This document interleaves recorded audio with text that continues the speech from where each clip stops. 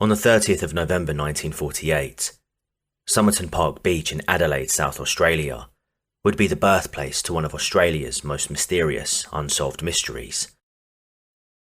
Two couples would separately see a smartly dressed man laying on the sand, with his head propped against the seawall. The first couple, John Bain Lyons and his wife, saw him at around 7 p.m. They claimed to have seen the man raise his arm before dropping it down again limply. A second couple would come across the man about half an hour later. Assuming the man to just be drunk and sleeping it off, he was left alone. But when John Lyons returned to the beach the following morning, he spotted the same man laying in the same spot as he had witnessed before. This time, however, people on horseback had gathered around him. To the shock of those observing what they saw before them, the man was in fact dead. What was originally believed to be another routine investigation for police would eventually turn into an unsolved case spanning almost 74 years, with the identity of the man only coming to light in July 2022. Hello, and welcome to the channel.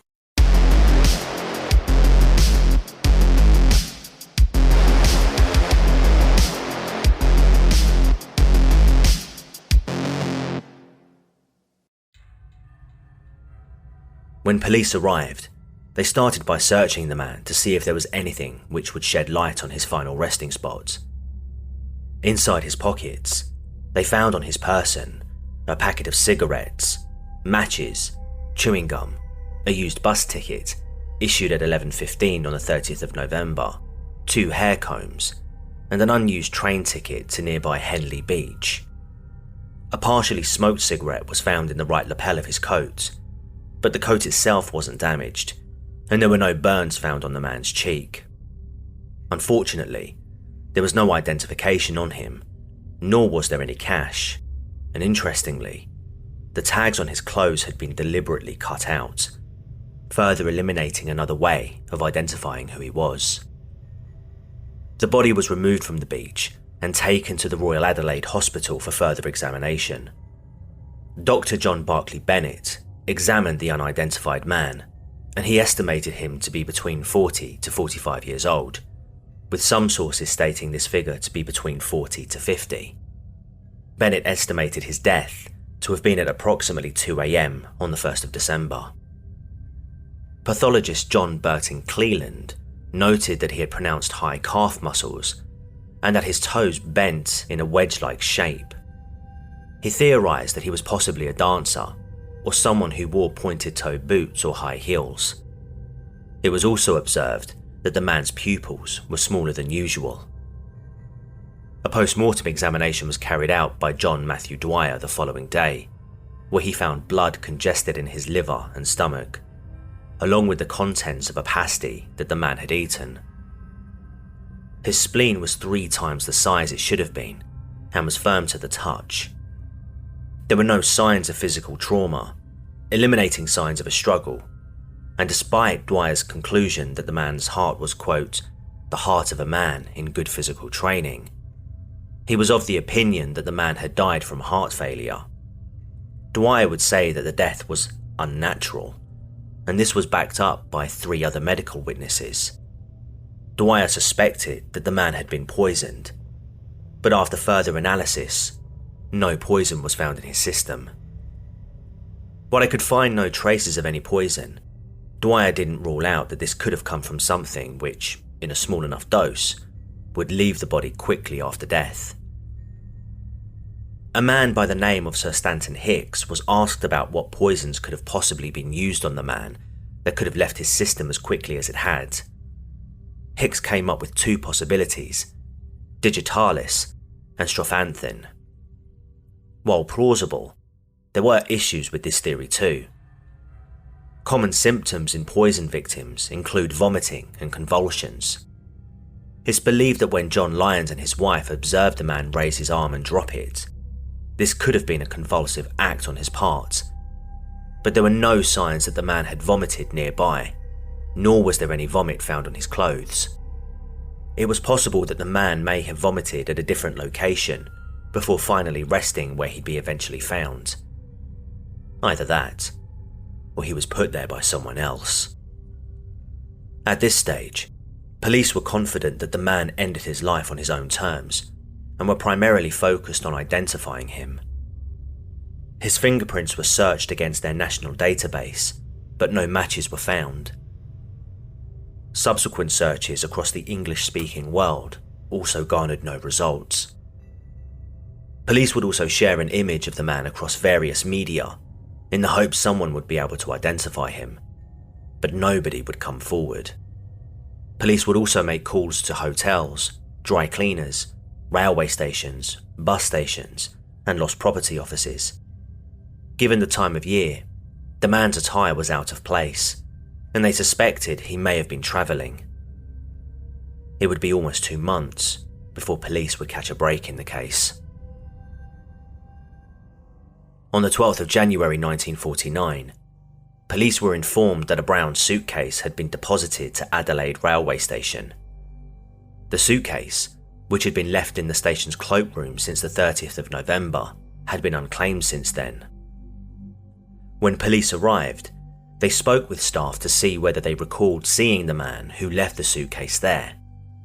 Unfortunately, as much time had passed, none of the staff were able to provide any information. Their attention then turned to the contents within the suitcase. Inside was much of what you'd expect to see: clothes, a shaving brush, shoe polish, scissors, and a knife were some of the items found, but some other items caught the attention of police. For starters, some of the clothes found within the suitcase contained the name T. Keane on the labels. Searches for missing persons under the name of T. Keane showed no results, leading police to conclude that the man was not a local to the area and that the name tags had been intentionally left on to throw them off finding the man's actual identity. Tailors were brought in to examine the clothes, where they confirmed that the clothing had in fact been made in the United States. In addition to this, a wax thread was also recovered, which was used to repair clothing that had been torn. When comparing this to the clothes the Somerton man was wearing, they found that repairs made to the clothes he had been wearing used the same threading found within the suitcase. This wax thread was also found not to originate from Australia, but was sold in America.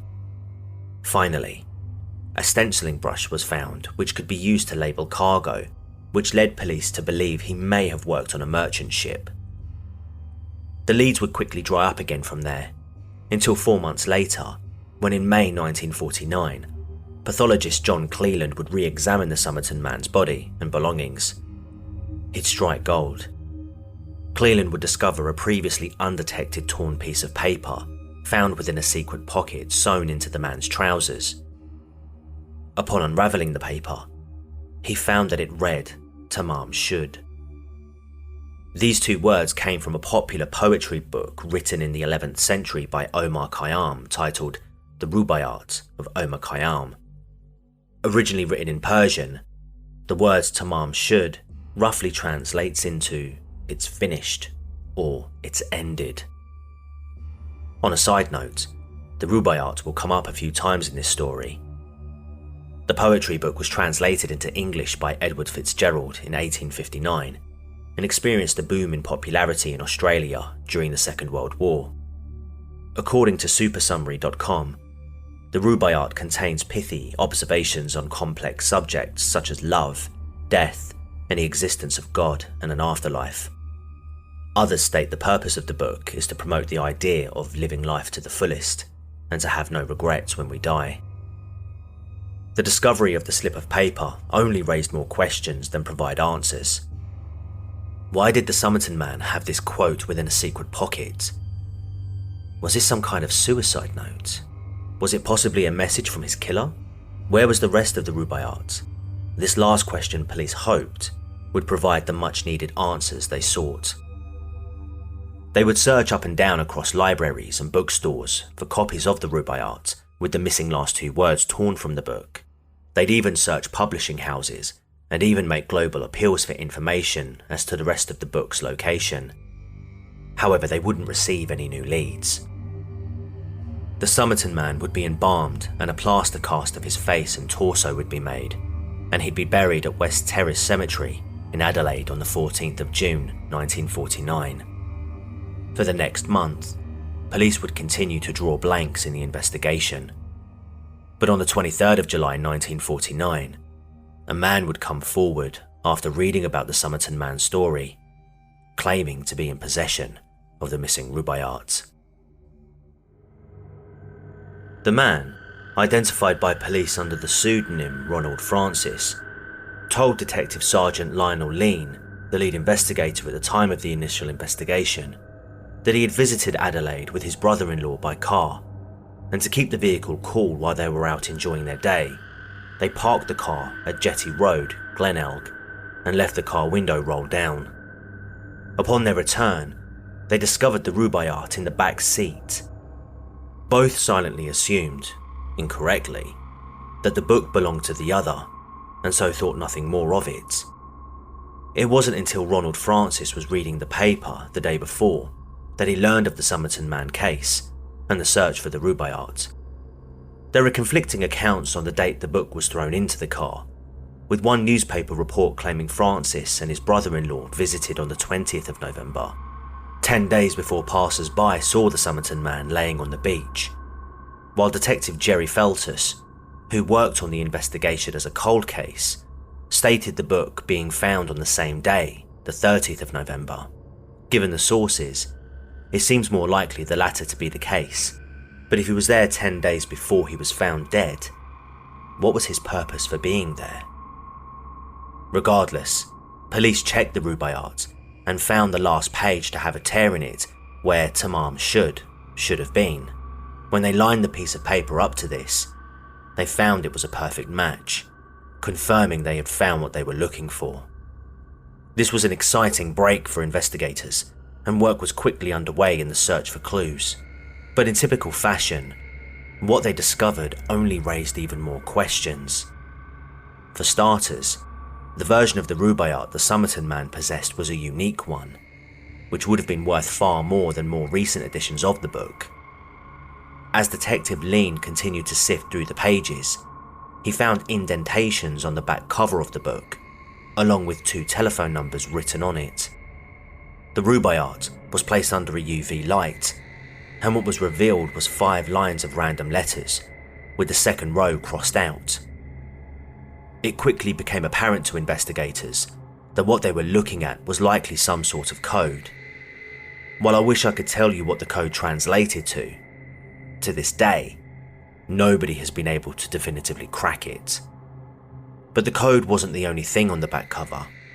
2 telephone numbers were also present. Police would contact each number, and while the first number connected them to a bank which yielded no leads, the second number they called belonged to a nurse by the name of Jessica Jo Thompson. Born Jessica Harkness in Marrickville, New South Wales, 1921, Jessica, who also went by Jo, lived in Mosley Street, Glenelg, which was incredibly just an 18-minute walk from Somerton Park Beach. She was also with a man named Prosper Thompson, also known as George, but the couple were not married at the time, despite Jo adopting his surname. Jo would tell police that while training to be a nurse for the Royal North Shore Hospital, she met a man called Alfred Boxall, who was a serving officer at the time. Before deployment, she would gift him a copy of the Rubaiyat in 1944 during World War II. Any hopes that the Somerton man was indeed Alfred Boxall were quickly dashed, after they were able to track him down and learn that not only was he alive, but he still possessed a copy of the Rubaiyat that Jo, who signed his copy under the name Jestin, had gifted him. It's also worth noting that the copy gifted to Alfred was actually a more recent version to that which the Somerton man possessed. Frustrated with another setback, police wanted to show Jo the plaster cast of the Somerton man to see whether she recognised him. She said she didn't, but when witnessing the plaster cast, Detective Lean reportedly said that she was completely taken aback, to the point of giving the appearance that she was about to faint. This gave him the impression that perhaps she wasn't being honest about not knowing who the Somerton man was. She was a nurse during World War II, and so it wouldn't be unreasonable to consider that she had seen worse than the plaster cast of an unidentified deceased man. Joe, however, would continue to deny any knowledge of knowing the Somerton man, but would say that a man had visited the flats next door to her the previous year, looking for a nurse. She couldn't be sure whether this was the same man as the Somerton man, with no evidence to suggest otherwise. Police had to accept that this was as much as they could glean from her. Joe Thompson requested that her name be kept from any public records to prevent any potential scandal that may negatively impact her family. Police agreed, and this remained the case until her death in 2007, after her family permitted her name to be released to the public. But in terms of the investigation, police had finally hit a brick wall. The case went cold, and the final results of the investigation were published in 1958, with the coroner stating the following: "I am unable to say who the deceased was. I am unable to say how he died, or what was the cause of death." Naturally, with this being such a strange and mysterious case, the theories that would come out of this would be just as intriguing, with some being more believable than others. One of the first theories to come out was that the Somerton man had ended his own life. The slip of paper that read Tamam Shud was thought to have been a suicide note of sorts. As to why he would have done this, many believed that he and Joe were possibly romantically involved, and that she had rejected him, causing him to spiral into depression. There were no signs of a struggle or physical injuries on his person, which suggested that he hadn't been fighting for his life beforehand. To further support this theory, Joe Thompson admitted to police that Alfred Boxall had written to her after the war, but she told him that she was married. In truth, Joe and Prosper Thompson hadn't actually gotten married until the mid-50s, as Prosper was in the process of divorcing his first wife. Could it be that the man she responded to was perhaps the Somerton man, and he came to Adelaide in the hopes of rekindling a past relationship? I say this because there were murmurs that perhaps Joe and the Somerton man had been romantically involved, and Joe had ended things with him. This may have led to him seeking her out, only to learn that she no longer wanted him. Heartbroken, he decided to end things. This brings me to the next theory posited at the time. Rather than the Somerton man ending his own life, he had instead been the victim of murder. Linking back to the connection with Joe, as mentioned earlier, she was a nurse and may have had access to the kinds of poisons speculated to have been used on the Somerton man. Perhaps she slipped him a small dose of poison, knowing that by the time it had taken full effect, he would no longer be in her presence, and that the poison would have been long out of his system by the time he was discovered. That way, any possible secret the two may have had would never have had the chance to come to light. Another, more outlandish theory which ties into the Somerton man being murdered was that both he and Joe Thompson were spies. At the time of his death, World War II had ended and the Cold War was very much in its early days. This may explain the code that was found in the Somerton man's copy of the Rubaiyat, as well as Joe Thompson's telephone number being scribbled in there too. Perhaps they were working together or against each other, and the Somerton man got too close to the sun, as they say. A witness would tell police in a 1959 interview that on the 30th of November 1948, the night the Somerton man was first seen, he had witnessed a man carrying another man over his shoulder before dumping him on the beach, near where the Somerton man would eventually be found. Nobody can know for sure whether this was actually the Somerton man being carried, but it would explain why no traces of vomit were found nearby or on his clothes at the time. It could also explain why there was no identification on his person, as well as the name tags being cut deliberately from his clothes, and why his clothes were not of Australian origin. It's speculated that perhaps Joe Thompson may have been working with the Russians and was possibly a double agent. This idea was posited by none other than Joe Thompson's own daughter, Kate Thompson. In 2013, she revealed that she would overhear her mother talking quietly in Russian while on the phone. Her mother would admit to being able to still understand Russian, but would refuse to elaborate as to how she learned the language. Kate would also claim that her mother knew the Somerton man's real identity, but when she asked how, her mother refused to elaborate. While I could go on speculating further, in recent years, one man by the name of Derek Abbott caught wind of the Somerton man's story in 1995, and he, along with his team, got to work with searching for definitive answers. Derek Abbott, a physicist and electronic engineer at the University of Adelaide, and Dr. Colleen Fitzpatrick, a forensic genealogist whose work specialises in using DNA to tackle cold cases, are two names which are key to this investigation in recent years. When a review of the evidence was carried out and further investigation undertaken, it was discovered that the Somerton man was missing his lateral incisor teeth. This wasn't the result of them being removed, but rather a genetic condition which affects an extremely small percentage of men worldwide, 2.1% to be precise. Additionally, they also learned that his ear shape was quite unique, in that his concha cymba was larger than his concha cavum. While you'd think this isn't important, it's estimated that between 1 to 2% of white people have an ear shape like this. They'd also learned that Joe Thompson had actually given birth to a son in 1947, named Robin Thompson. It wasn't hard to track down pictures of Robin, as he had actually become a ballet dancer for the Royal New Zealand Ballet Company. After comparing images of Robin to the Somerton man, they were astonished to find that Robin too was missing both incisor teeth, and his ear shape also showed the same unique difference to that found when examining the Somerton man. Abbott was extremely eager to make contact with Robin and obtain permission to get a DNA sample to determine whether he was the son of the Somerton man.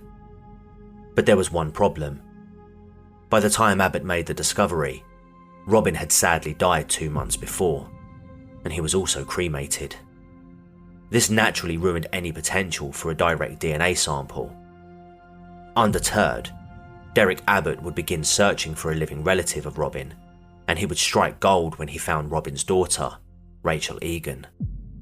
Rachel had actually been given up for adoption by Roman and his partner, Roma Egan, for undetermined reasons.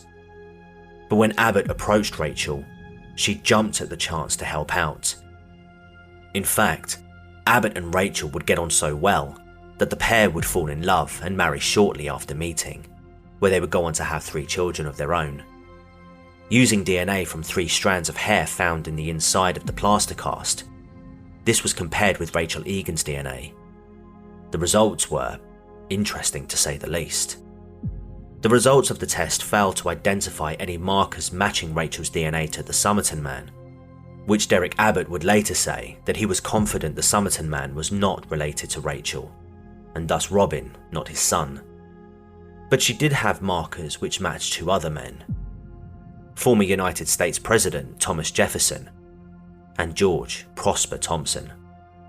To be absolutely sure that the Somerton man was in no way related to Rachel, a larger sample would need to be acquired of the Somerton man.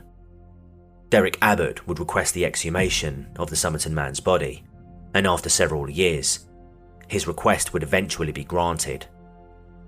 However, due to the global pandemic, he would have to wait until May 2021 before the Somerton man's body was finally exhumed. On the 26th of July 2022, Derek Abbott announced to the world that he and Colleen Fitzpatrick had finally identified the name of the Somerton man. Using the same hairs found on the plaster cast, they searched DNA databases and found a match to an individual who was the Somerton man's first cousin 3 times removed. From here, they built a profile of the individual's family tree, which ended up containing around 4,000 family members. They then got to work with identifying an individual who would fit the profile of the Somerton man, and they did. Born in 1905 Footscray, Melbourne, Australia, Carl Charles Webb was the youngest of 6 children. Not much is known about his childhood, but we do know his siblings were Frida Grace Webb, Gladys May, Doris Maud, Richard Russell, and Roy Webb. His father, Richard August Webb, moved to Australia from Hamburg, marrying his mother Eliza and setting up a bakery shop in Springvale, Victoria in 1892. Carl Webb was an electrical engineer and instrument maker who was married at the time to a woman called Dorothy Robinson. However, it seems as though there were troubles within the marriage, as the pair had split in April 1947. He also experienced great trauma in his life, with his father passing in 1939. His brother Roy, who was serving in the war, died in battle in 1943, and his mother would pass away 3 years later in 1946. As for why he was wearing clothes with the name Keane, this was also another factor which links Webb to the Somerton man. Frida Webb, Carl's oldest sister, was married to a man named Thomas Keane, who also went by the name Gerald. The pair had a son, John Keane, Carl's nephew, who also tragically died in battle in 1943. John possessed a map of Chicago and some American coins, indicating that he had spent time in America. It's therefore believed that the clothes worn by Webb were actually hand-me-downs from his brother-in-law.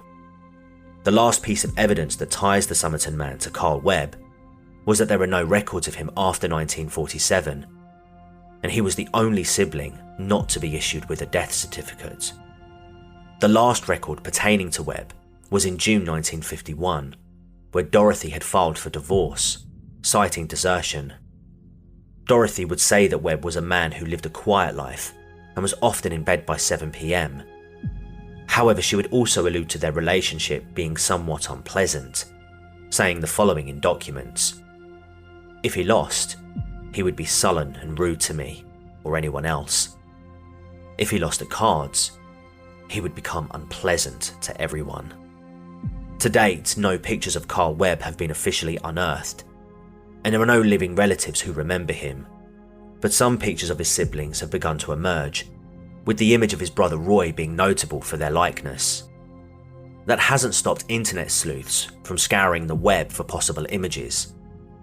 Most recently, an image was found of a Swinburne junior football team photograph taken in 1921, where the name of one of the individuals was listed as C. Webb.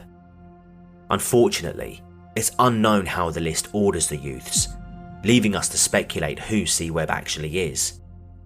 There's also the possibility that this may be another C. Webb, and not our Somerton man, but he would have been 16 years old at the time of the image being taken, and an article from the Dandenong Journal dated the 2nd of October 1930 revealed that a Mr. C. Webb of the bakery fell and again injured his leg.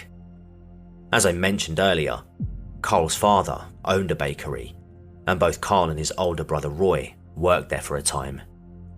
As for the unbreakable code in the Rubaiyat, Abbott learned that Webb enjoyed gambling and would often bet on horses. He therefore speculated that the code was nothing more than shorthand for Webb to keep track of the horses. As for why he possessed a copy of the Rubaiyat, Abbott also learned that Webb wrote poetry himself. Given the book's popularity at the time, it wouldn't be surprising for a budding poet to draw inspiration from materials such as the Rubaiyat. While Abbott and Fitzpatrick are 99.999% sure that they found the true identity of the Somerton man, it should be pointed out that police in Australia have not confirmed this as of yet and are carrying out a separate investigation. That being said, police have said that they are cautiously optimistic, and I personally can't see how Carl Webb isn't the Somerton man. Now, this is a huge and exciting development, but it goes a long way to solving this case in its entirety. We still don't know why Joe Thompson's telephone number was in the Rubaiyat, nor do we know for sure whether he ended his life on his own terms or if foul play was involved. Was he a spy? How did he know Joe? Was he searching for his wife? She was in Adelaide for a short period of time and may have known Joe Thompson. Was Joe protecting Dorothy and using the conspiracy of her being a spy as a shield for them? Let me know your thoughts in the comments section. I'd love to hear what you think. Thank you for watching. I hope you found this case informative, as I know it's one that's been covered widely on YouTube, but I was eager to share the latest developments with you all. If you're new here and you found this case informative, please give the video a like, as it really helps the video reach a wider audience. Also, please consider subscribing to the channel and hitting the notification bell so you never miss an upload. You may also wish to consider becoming a channel member, where you can gain access to exclusive videos and receive shoutouts at the end of each video. Speaking of which, a huge thank you to my current channel members: The Alabastard, Needle and Fur, Mr. Gently Benevolent, and Amanda. Thank you for your continued support. I greatly appreciate it. Until next time, take care and goodbye. For now.